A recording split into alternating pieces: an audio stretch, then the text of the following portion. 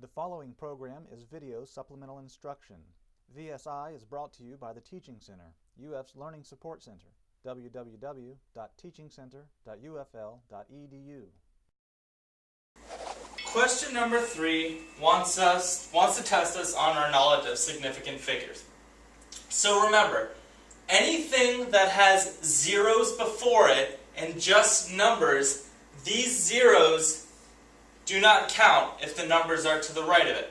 So for this, we could also rewrite it as 9.67 times 10 to the minus 1, 2, 3. So if we wrote that in scientific notation, we could see that we only have 3 significant figures.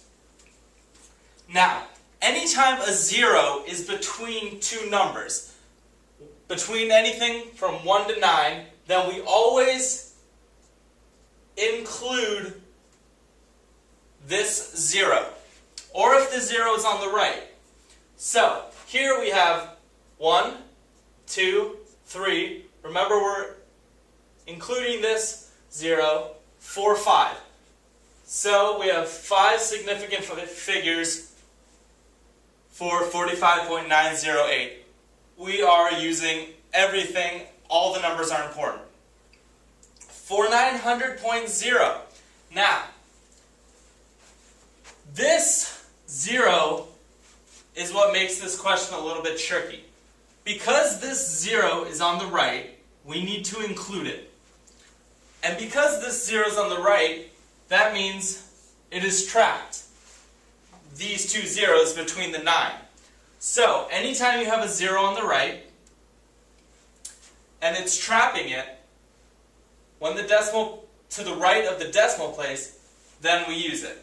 So, for this one, we use all 4, 1, 2, 3, 4, and we have 4 significant figures. Now, the next question is similar.